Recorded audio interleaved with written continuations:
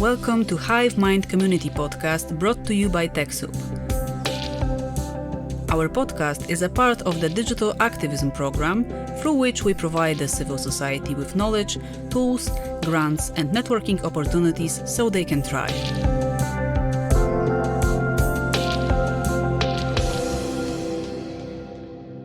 Activism takes many forms and involves various methods of fighting for important causes.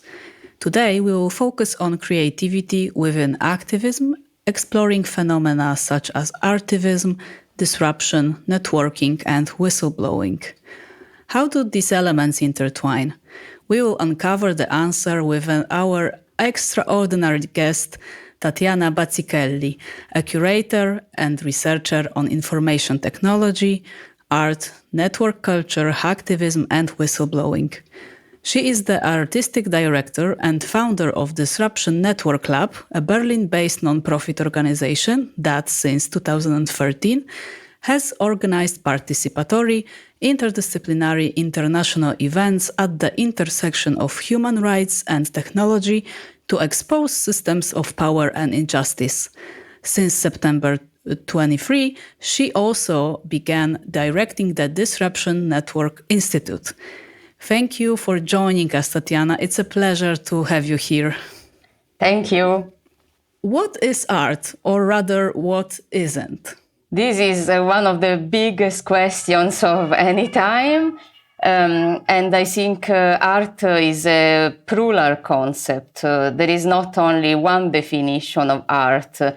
And I think art is a concept that, in a sense, belongs to everyone. And in the way I see art, is like an open box in which everyone can put what prefers.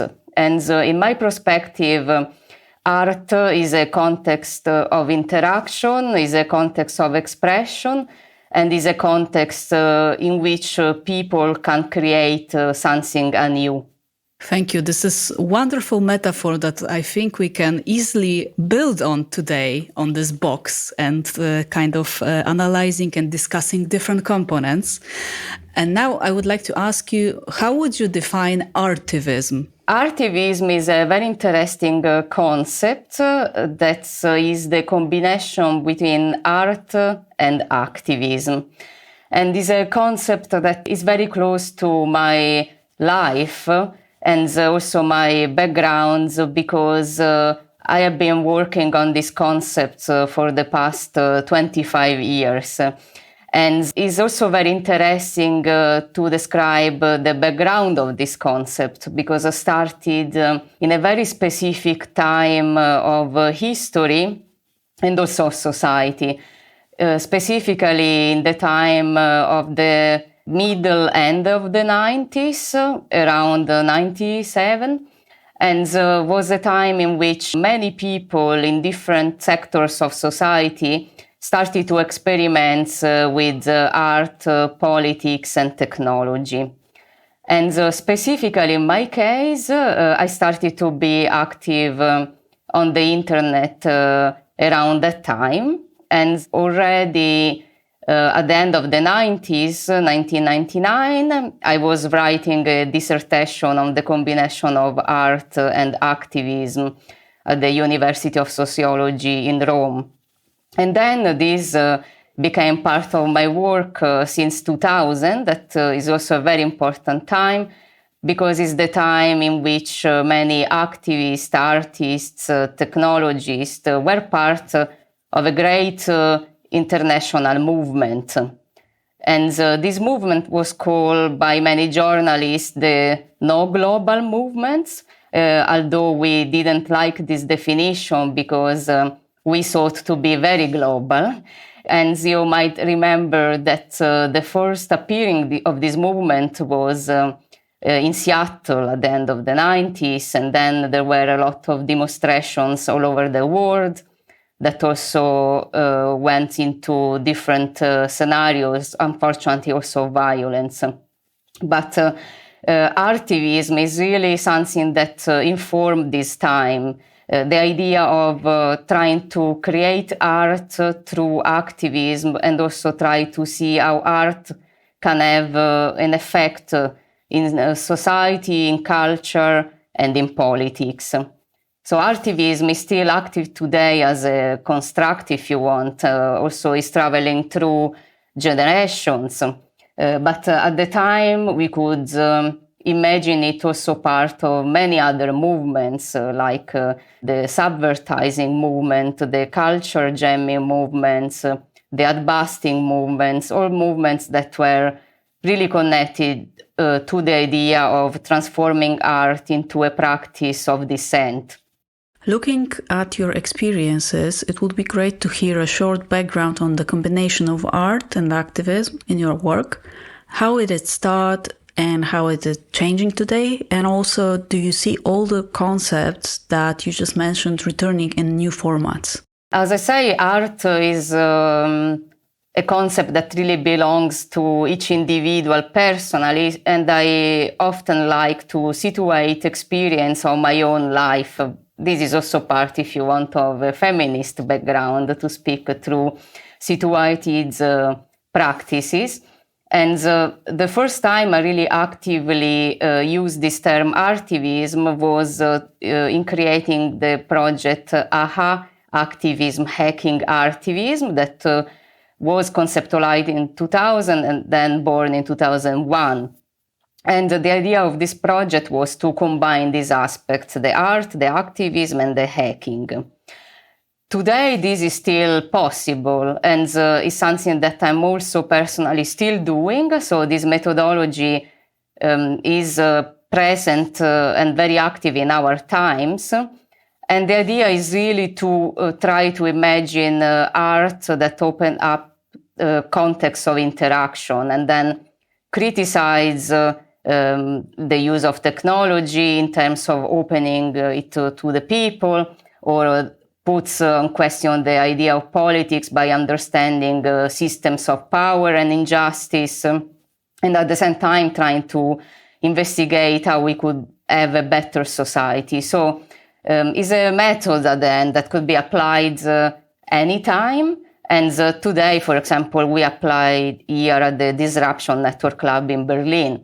But of course, I'm not the only one that does that. There is a really vital and vibrant network of artivists all over the world that are still active since the 90s. And then they passed this methodology to the new generations, like great projects like Still This Poster, for example, that they do a wonderful subvertising activity. So there are new people that are adopting these methods, and I believe that is something that travels through time. This is wonderful to hear. But also, I've heard that when reflecting on artivism, what often comes to mind is the division between art and activism. And what do you think and what do you observe as you have such a big and insightful background? Is it still about choosing sides between independence and creative freedom versus being deeply engaged with the external world? One component of artivism is to imagine art as a process, and is a process that is collective. So usually the idea is that a context of interaction is created, and then the people develop this context freely and put their own imagination inside it. So the idea of art in that sense is very different from the one of creating an object in this perspective. And in a sense also, you can understand that goes beyond what is the art market that is often imagining the art as something to sell and commercialize, like an object that could be sold. And many of the artists I've been working on in all these years, and also the practices that I've been developing, are in a sense questioning the idea of the art market and also questioning the idea of art as an object. And there is a wonderful tradition of that that goes even until today, but starting with the avant-garde. So, for example, if you think about Dadaism, of course, they were not calling themselves artivists, although today, for example, in Italy, there is a great collective that was born in a social center, and they are called Dadaist in a sense of bringing together activism and the Dada perspective. They define themselves as a Rio Dadaist, and they are active around a place that was before called the Dada Boom. So the idea of this methodology still exists, and it is an idea to bring society into the art, so to make it into a process that develops from a start to an end that you cannot really figure out since the beginning, because in a sense it's completely open, and here comes also the idea of freedom. And in this perspective, then we can also consider the work not only of the avant-gardes, but also of the neo-avant-gardes, the idea also to bring the society into the artistic process and to try to bring art also into society.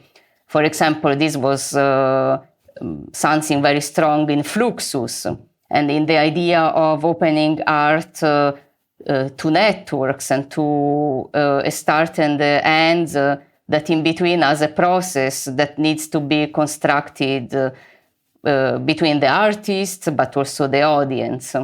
So this is the idea of this kind of practice. And then, of course, there is a dichotomy between one kind of art and the other, although, of course, with times we know that the market is appropriating everything. So everything gets commercialized and everything gets into the market, even practices that we thought before were really radical. So there are constantly these loops of appropriation, but still there are then new people that try to create a new form of art that goes into society and also provokes a change that sometimes is also very radical.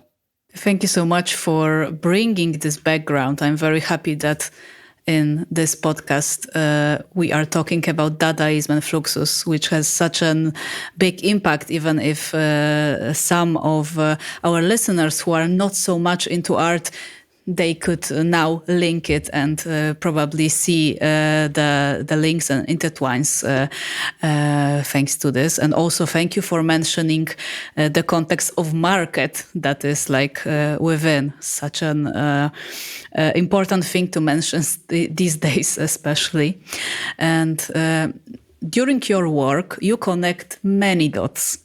What do you value most in working at intersections and embracing multidisciplinary approaches?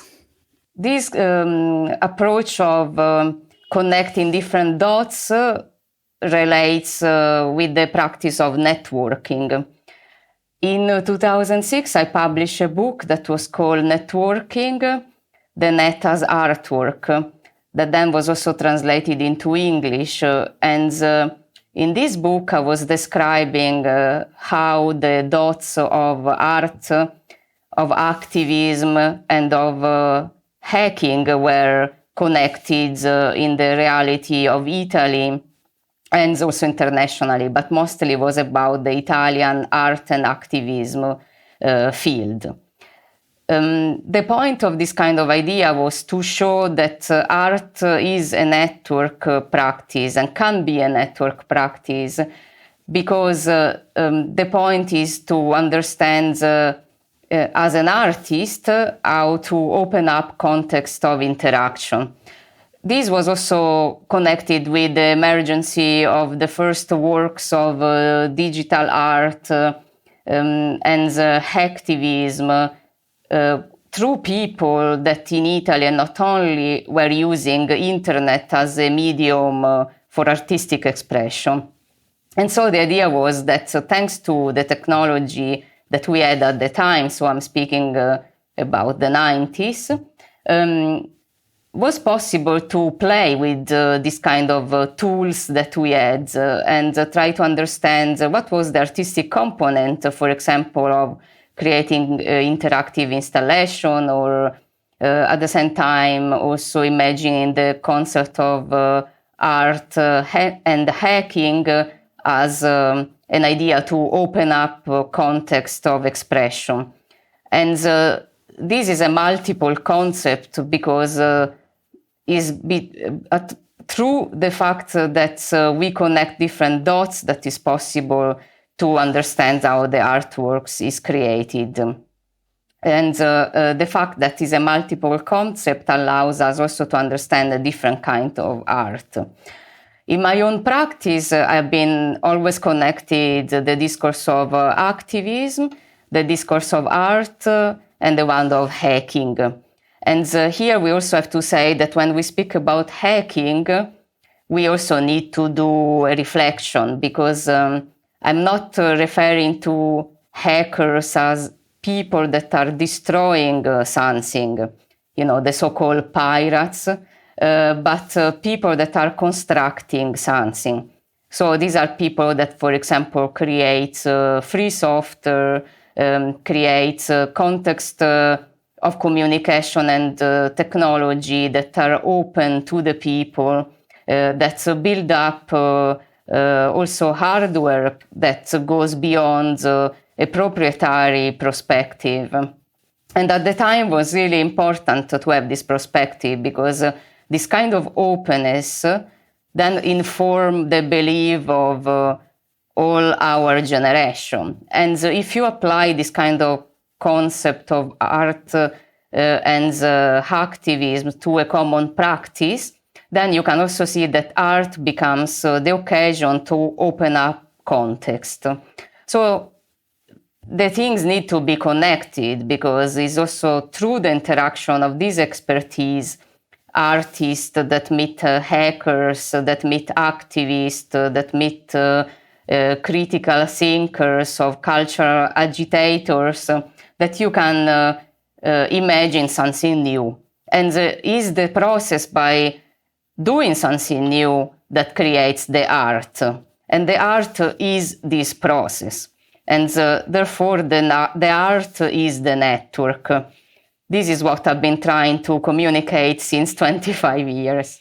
Wonderful to hear that art is the network. I think it's really a strong statement, I would say. I wanted to ask you one more thing about those networks. What makes a well-functioning network rather than dead body? I think that a network is working well if you, as the person that is networker, so this person that created this context of interaction and expression, is leaving then this context open for people to put their own beliefs and practice and imagination without restrictions. So this implies a degree of freedom that the people need to have, and at the same time also a degree of trust.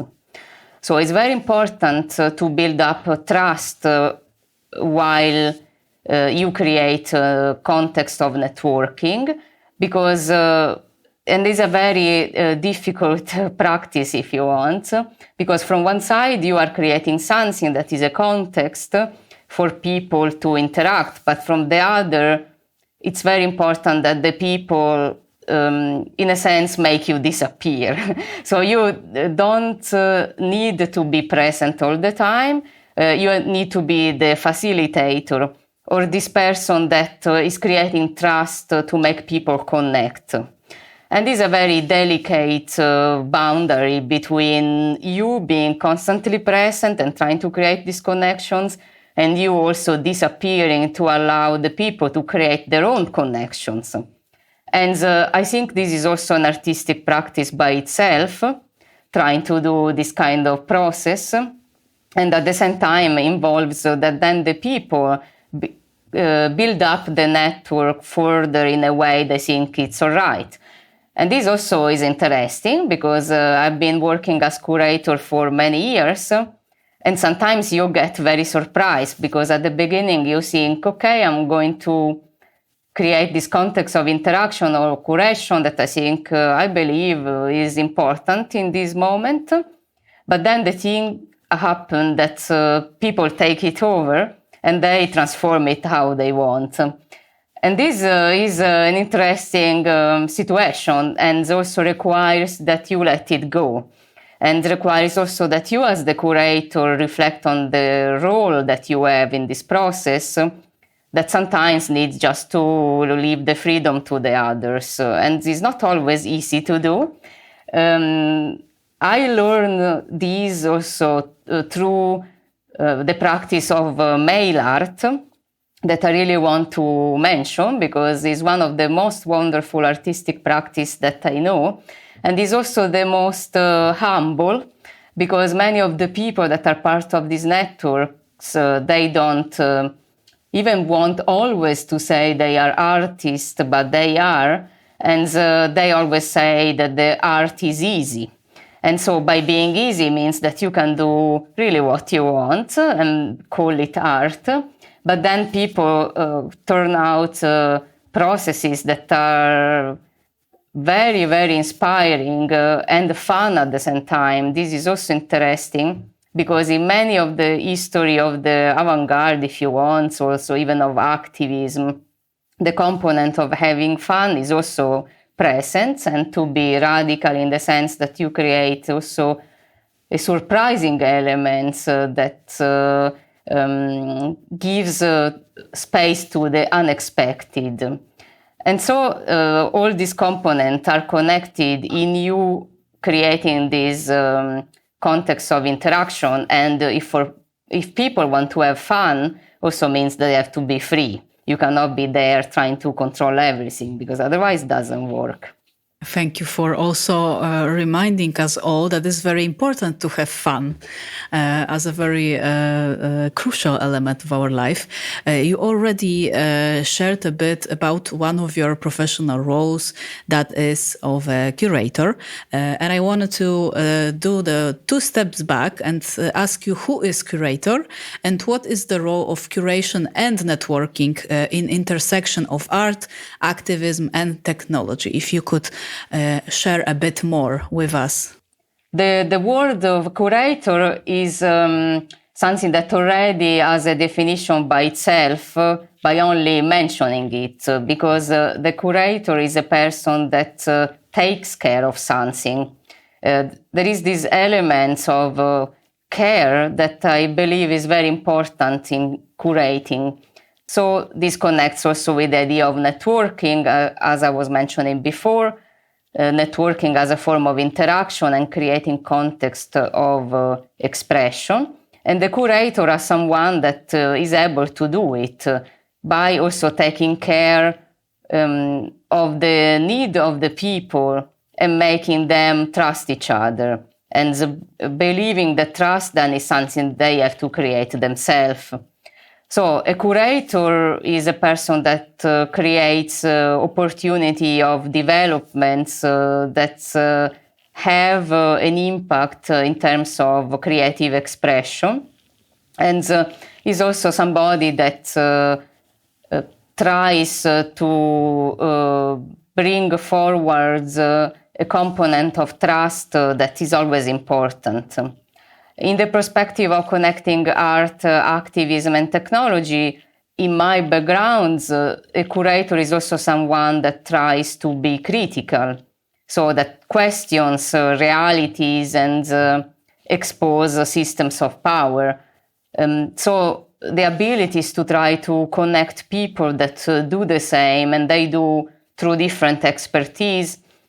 Because by connecting these people, then something new is created. So if you connect an artist with a hacker, for example, and a hacker with an activist, and by the way, they connect themselves without you, because this happens most of the cases, then a process is generated, then is also often very critical, because these are all people that have a similar mindset, and is a mindset of questioning systems of power.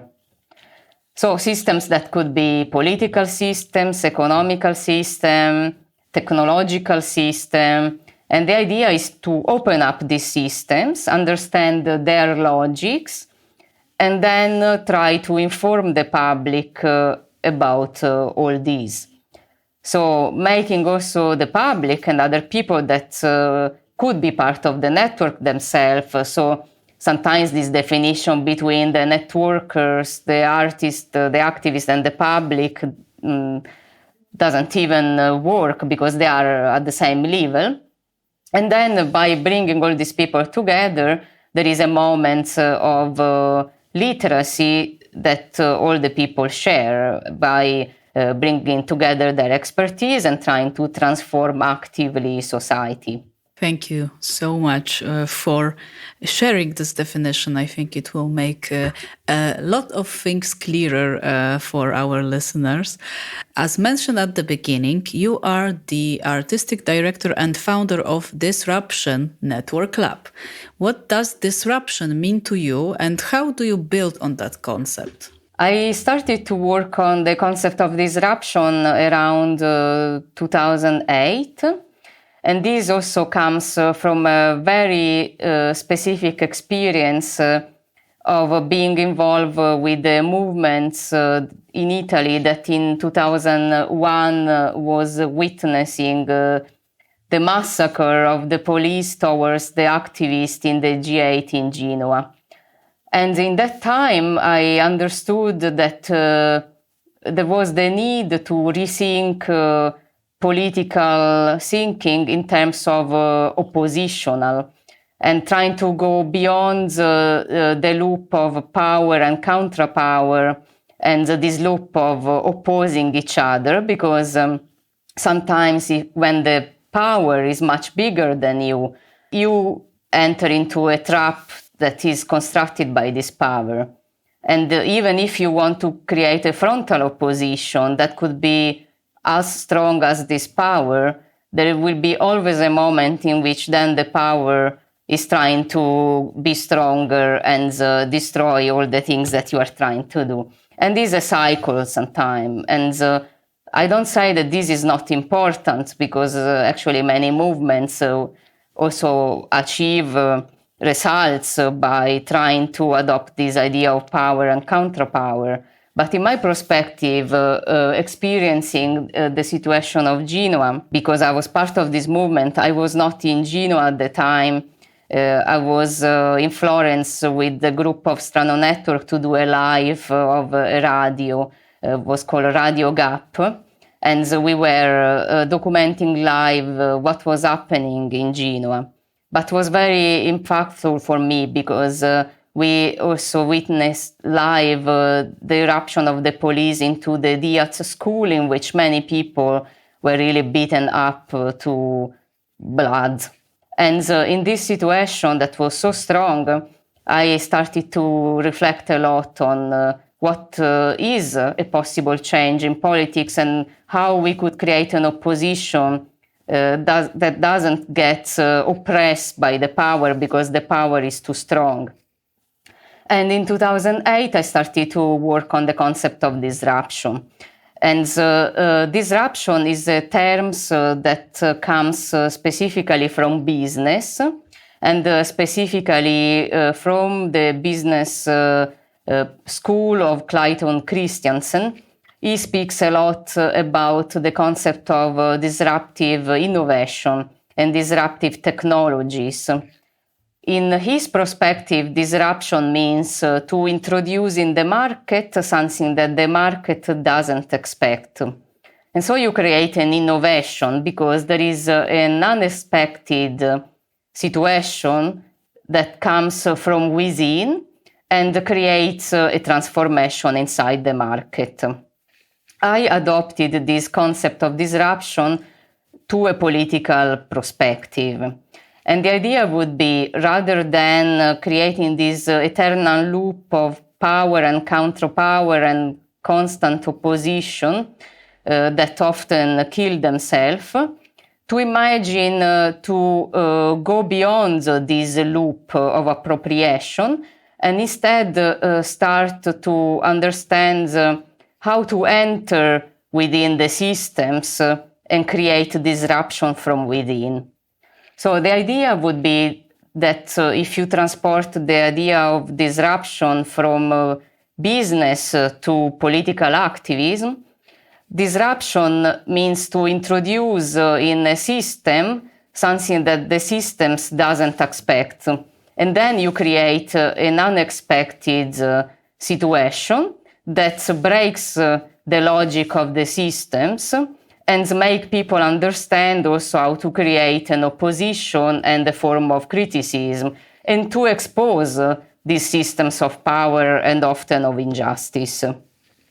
So this becomes not merely an opposition, it's more a form of perturbation because you first have to identify how this system works, what are the logics, and then you are often part of these systems because we are all part of systems. You understand how to stretch this logic and brings inside the system the unexpected. And this, if you think, is also a very wonderful artistic practice. If we go back to the avant-garde, they were also bringing the unexpected inside systems. Or could be something political, that you understand how systems of power work and you create the unexpected because you bring inside something that this power doesn't expect. That could be, for example, forms of ad-busting or culture jamming or subvertising by using, for example, advertisement that is a systems and stretching the logic of it, turning it around, and inside the systems, because you are still using a message on a billboard, for example, you transform this message into something new and you leave it for the public to be read. And this can also happen in technology with hacking by understanding how these systems work and if the systems are oppressing or they are designed in a way that doesn't allow actually the people to express their rights, or they are controlling you, they are imposing surveillance on you, then you create a form of disruption because you know the logic of these systems and you try to change them from within by also bringing the unexpected forward. And this happened with many projects also that I could mention, like a wonderful example of this is, for example, WikiLeaks, that did that in terms of technology, of politics and society all together. And the Disruption Network Lab, then we connect also all this practice of bringing the unexpected to the act of whistleblowing. Many things in the system that we live in are there to be fixed, let's say, or to be changed. I wanted to ask you, could you share examples or case studies that would inspire our community? There are many case studies. So, for example, we could start with case studies that bring together activism and social practice, for example, and technology. For example, recently at the Disruption Network Lab, we did a conference that was called Beyond Power. And in this conference, we invited many speakers to discuss the discourse of digital authoritarianism and also how to circumvent strong forms of power or oppression or closeness that sometimes are part of our politics and society by bringing new strategies ahead that could help people also in terms of human rights, if you want. And in this conference, there was a panel that I was moderating that was reflecting on the discourse of exposing systems of injustice that often don't allow people to communicate freely or sometimes happen to oppress the life of the people. And among the speakers that we invited, there was Manolo Luppichini that was speaking about very fascinating projects that he was developing in Rafa together with the NGO that is called ACS Italia. And this project is called Gaza Webs 3. So the idea of building up some network of connection on the top of trees in Gaza, that is a context in which unfortunately people don't have connectivity, by using a eSIM card and putting a cell phone with this card inside a bucket, for example, that could be put on top of trees. Then this would create a sort of a hotspot that is using the network of Israel and Egypt to allow the people that instead are in Gaza to connect close to the tree and have connectivity. So this is a very interesting project because you can see is adopting also, in a sense, the idea of disruption, because he's trying to understand how a system works, how are the limitation and the oppression of these systems, and is finding some unexpected solution to give it back to the people by understanding the logic of this system and trying, in a sense, also to stretch this logic of the system without breaking, but actually constructing by understanding also how the eSIM card works, how network connectivity works, and so on. And Tatiana Lokot in the same panel was speaking about the movement of the yellow ribbon in Ukraine, and also how people in the occupied territories in Ukraine that of course are controlled by Russia and people cannot have any form of dissent, could still make feel their voice by having this symbol of the yellow ribbons that was appearing on the streets, for example. And this is interesting because it's a form of disruption, if you want, in my own perspective, that doesn't use technology. So there are moments in which, unfortunately, you cannot use technology because you don't have it. And then you have to, or maybe it's controlled, and you have to find systems that are bypassing these limitations and forms of controls. So disruption can happen as a form of activism, as a form of art, or as a form also of technological criticism. But the mindset is similar. They want to understand this logic of the system, bringing then the change from within the systems themselves, because unfortunately in some situations you cannot go out of these systems. For example, you are trapped in Gaza, you are in Rafah, you cannot go out, you don't have connectivity and people are dying. Or you are in the occupied territory in Ukraine and you would like to communicate, but you cannot have form of dissent, so you use art in that sense.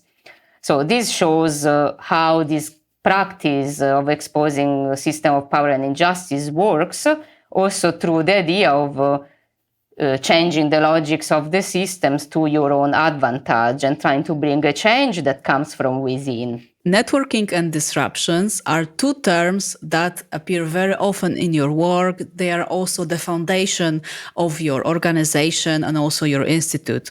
How would you define the combination of networking and the disruption? In 2013, I published a book that was called Networked Disruption. That is also available online, like all the things I write, because I always like to give them to the people.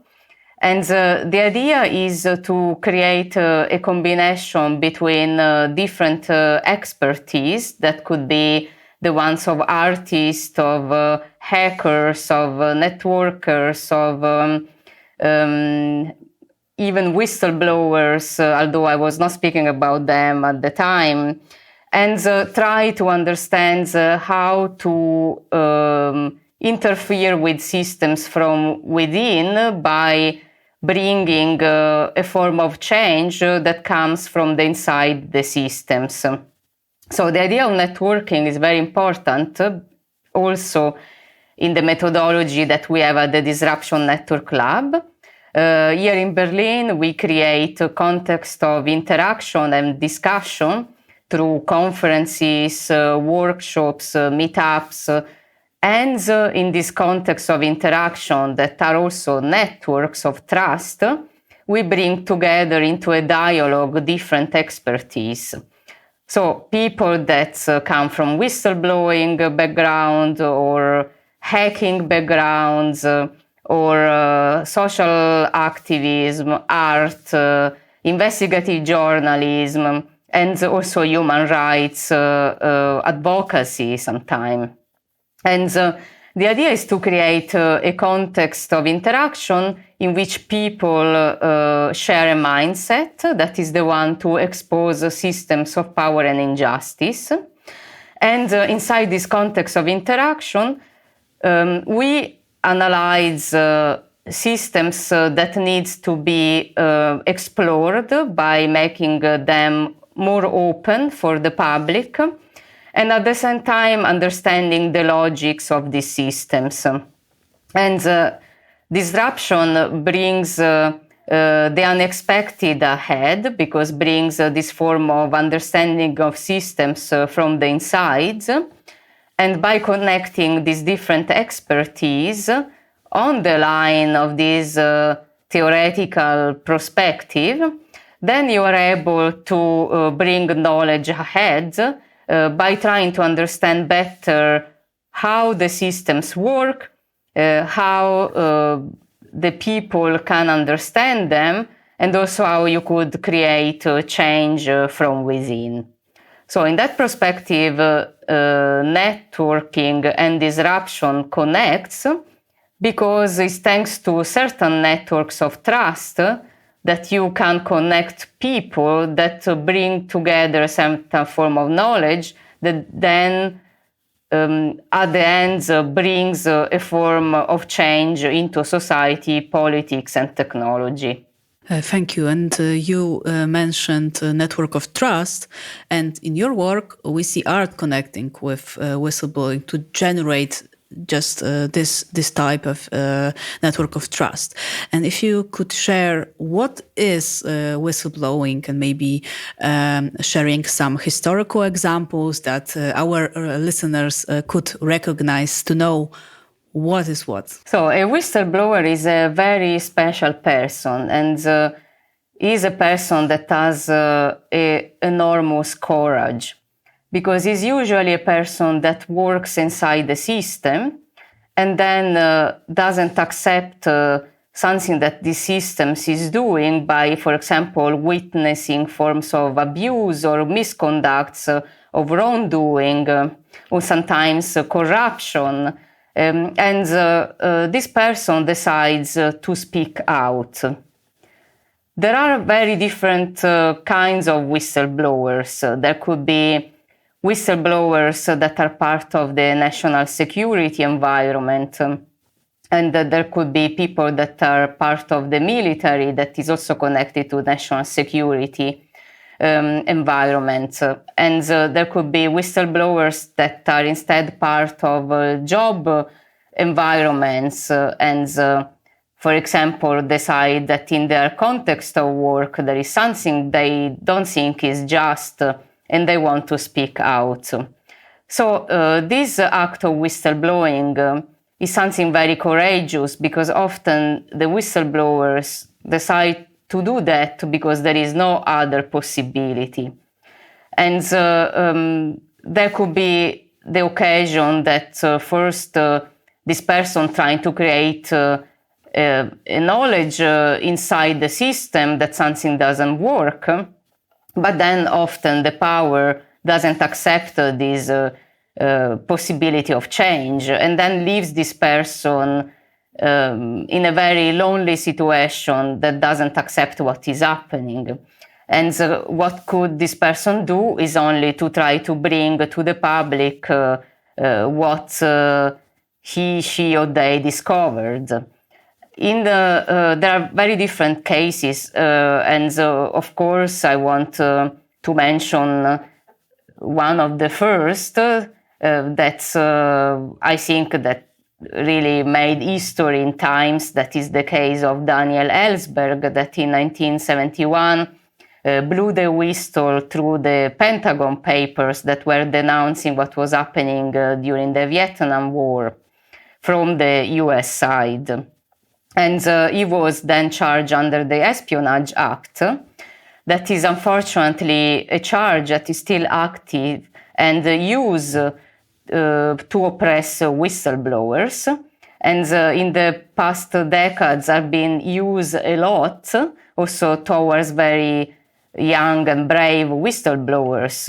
If we think about Edward Snowden, for example, that was blowing the whistle on the form of mass surveillance of the National Security Agency, or Chelsea Manning, that was denouncing abuses in the context of war in Afghanistan and Iraq, and also making people understand the problem of violence during war, and for example also the wrong usage of technology in that context. Like, for example, we could think about the video of Collateral Murder that shows people that were killed in an airstrike in Baghdad, including some Reuters journalists. And then we have also military whistleblowers that we work with the Disruption Network Lab. And these are also very special people, because usually the military whistleblowers are people that are high persecuted, as many other whistleblowers.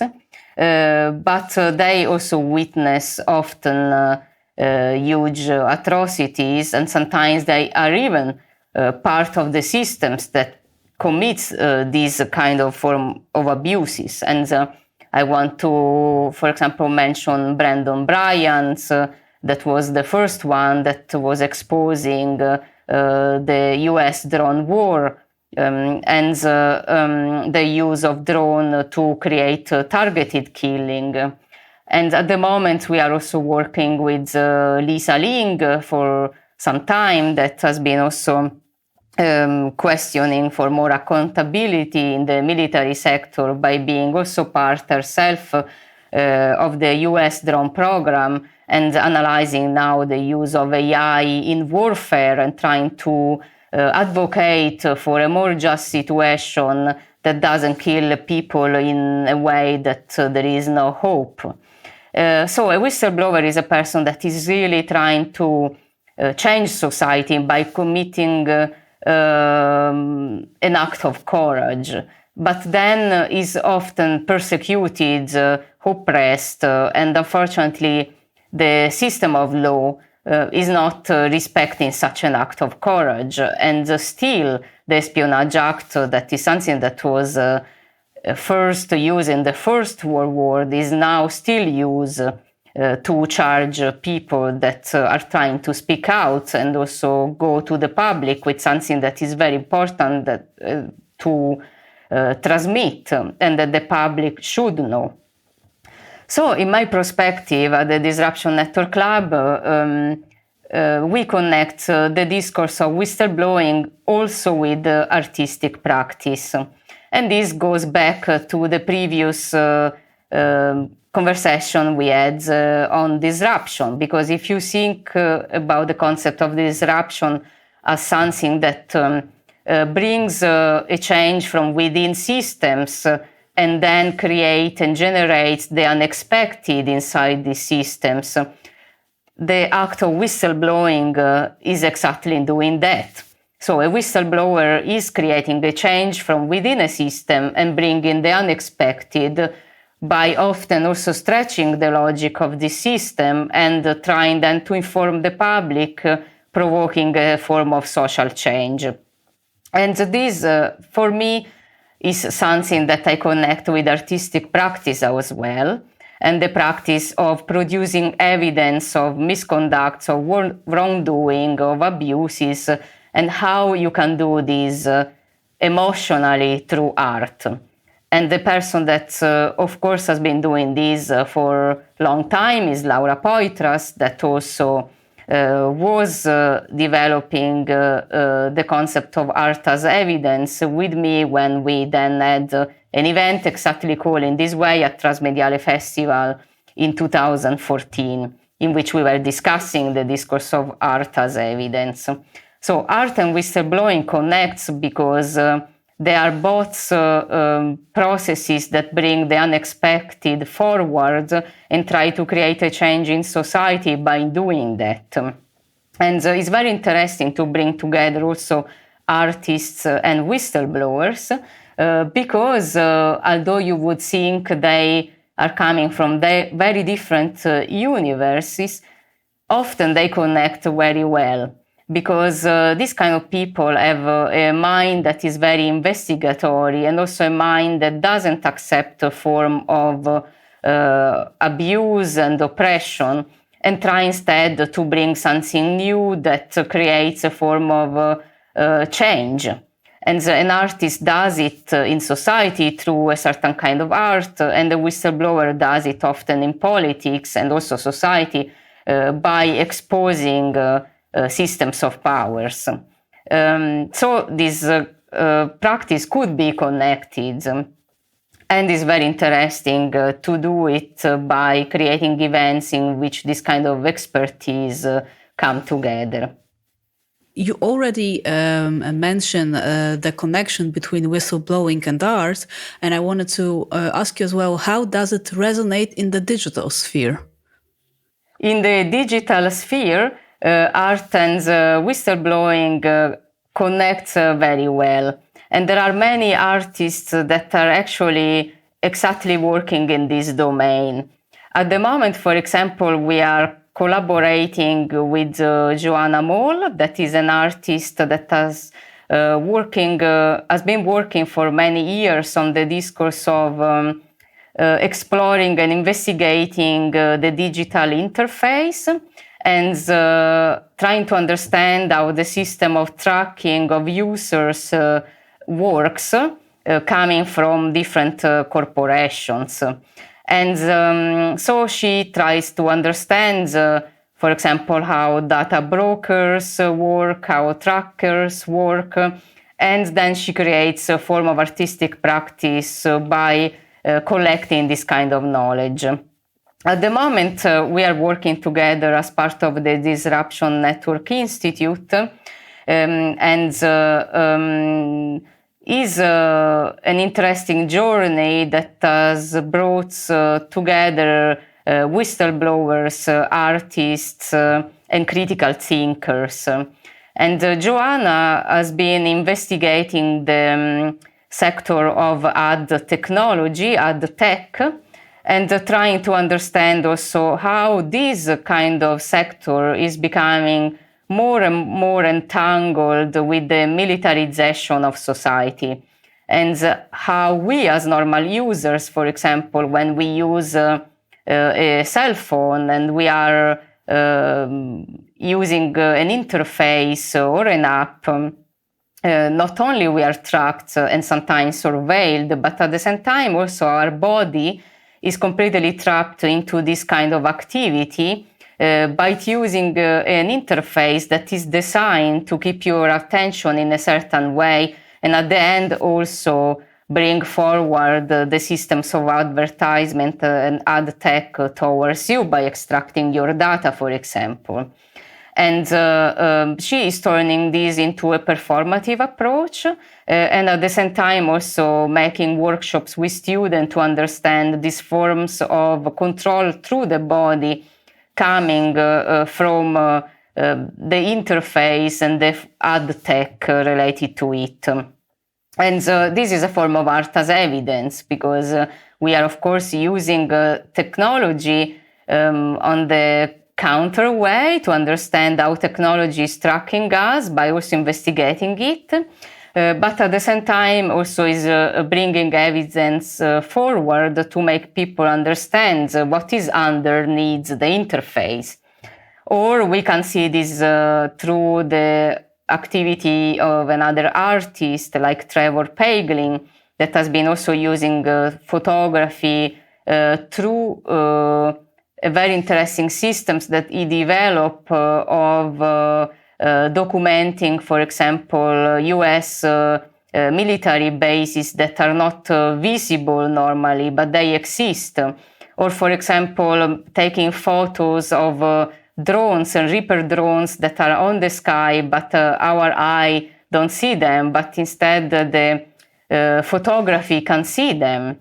And so this aspect of bringing forward the technology, like the technology of photography or even digital technology, what is invisible to give evidence of form of power, is a form of art as evidence.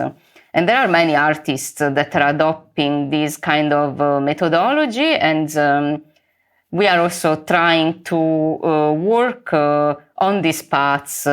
Me personally, since now 10 years, trying to document the discourse of art and evidence, and also bring together people, artists, whistleblowers, researchers, investigative journalists, open source investigators that are specifically adopting this kind of methods to expose the systems of power and injustice.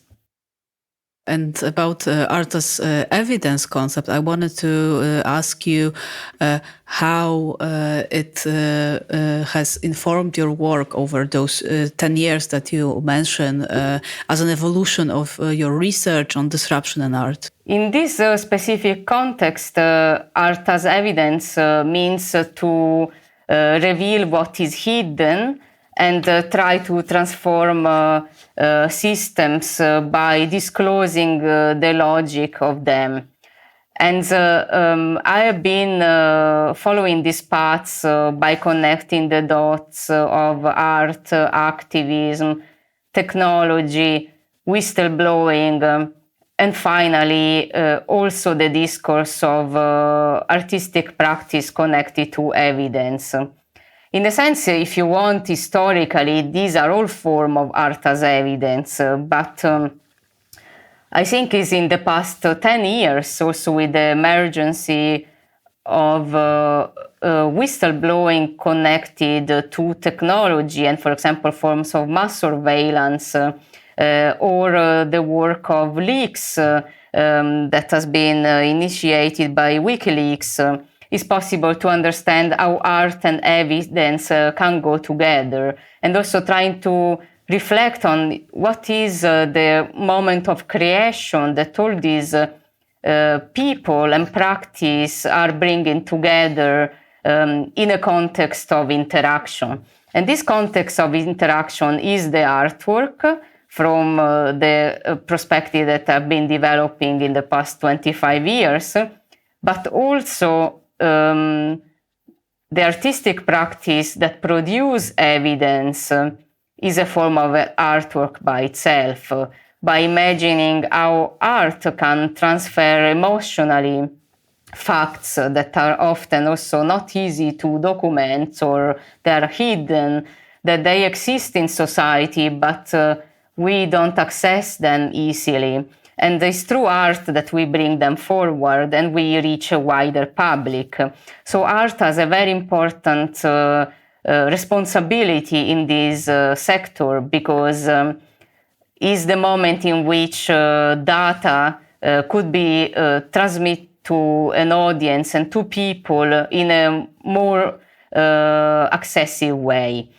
We know that, for example, if you go read a lot of documents that have been disclosed by whistleblowers of cables or forms of documentation that have, for example, an impact on society because they come from classified documents. It's not very easy to read all this information and not even easy to process. This is also the problem of many whistleblowers, how to make people access this data that they disclose, and often they choose a specific journalist, like was the case of Edward Snowden with Laura Poitras and Glenn Greenwald, but also these journalists don't have an infinite lifetime for processing all this data. So there have been also situations in which then journalists have been collaborating together, like for the Panama Papers, for example, by creating a consortium of journalists that would then at the same time analyze this data. But still is a very long process.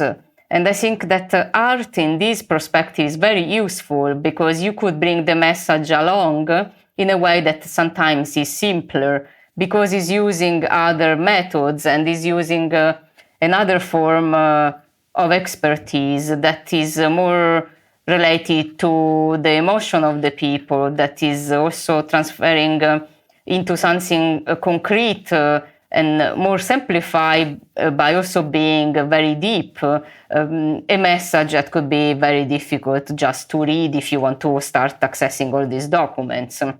So art has the power to transfer information to a wider public and in a sense is also using a methodology of exposing evidence that often is very hard to do with whistleblowing.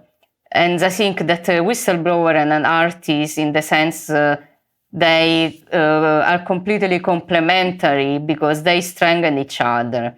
And the work that one person does could be brought further by the other one. And this can reach the public in a very effective way. Last question that I would like to ask you is how can we reclaim the concept of freedom of the internet that has been appropriated by the tech industry?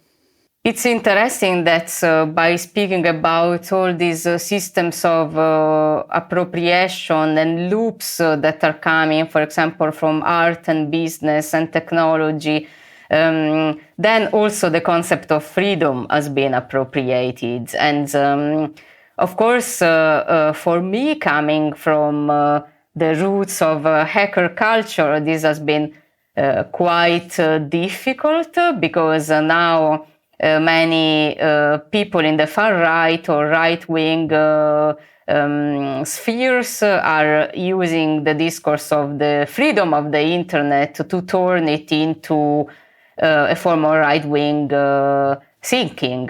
That means basically not respecting the rights of minorities, or even having a discriminatory approach, or something that instead of helping the public sometimes makes your life more difficult, and even creating perhaps in long terms a new form of opposition and a new form of oppression that are coming from this idea of freedom. And I think that in this case the discourse of disruption is always important by trying to understand how do we disrupt the disruptors now, because they actually also appropriated the terms disruption.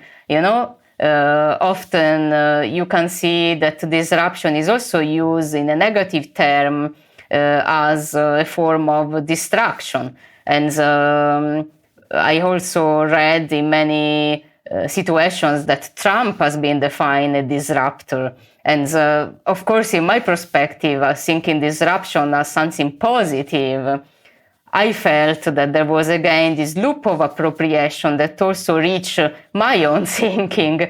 So this also shows that this endless loop of appropriation is going on and develops all the time. And sometimes we have to fight back. And I think that, for example, what Edward Snowden did was a form of fighting back the idea of appropriation of the freedom, because he was also saying that one of the reasons that made him blow the whistle is that he could see that the internet that initially was thought as something that could be used by people for freedom was becoming more and more a machine of surveillance and in control.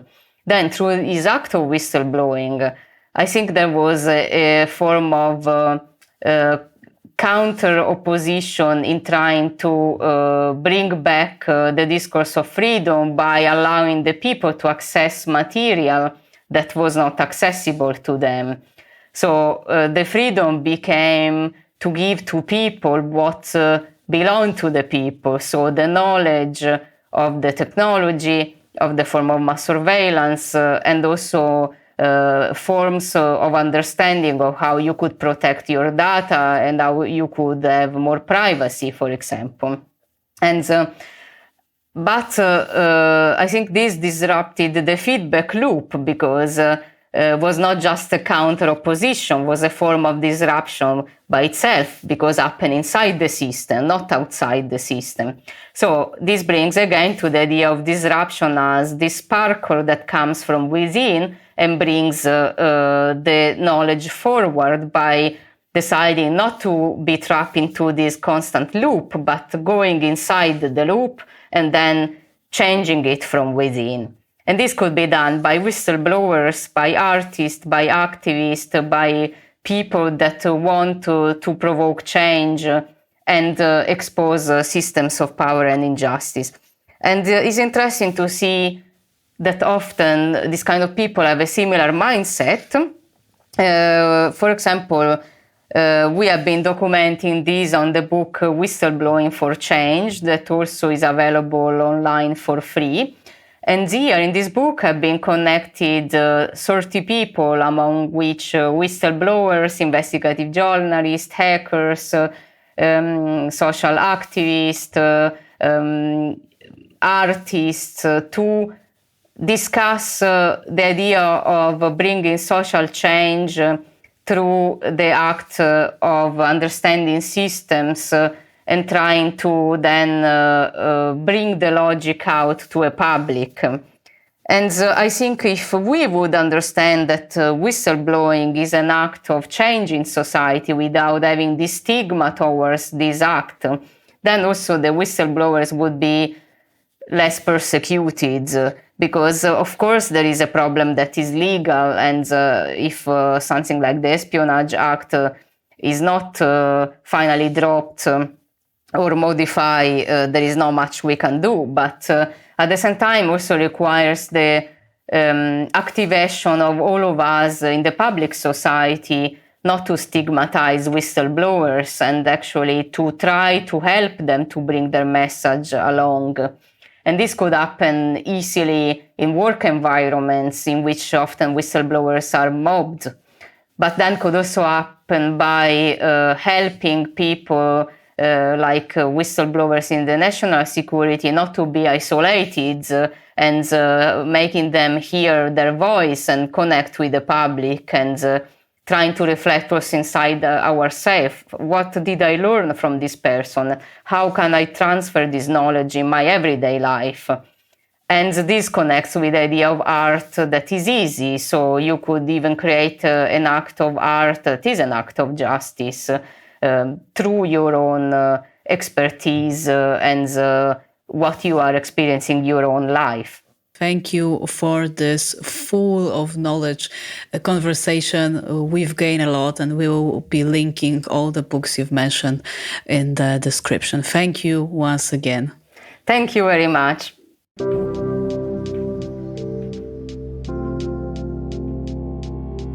Looking for more resources in topics like countering disinformation, cybersecurity, personal and organizational resiliency, building positive narratives, or media literacy? Visit the Hive Mind platform, an online hub with free content, tools, online courses, and ability to connect with digital activists across the globe. Embrace the power of community with Hive Mind.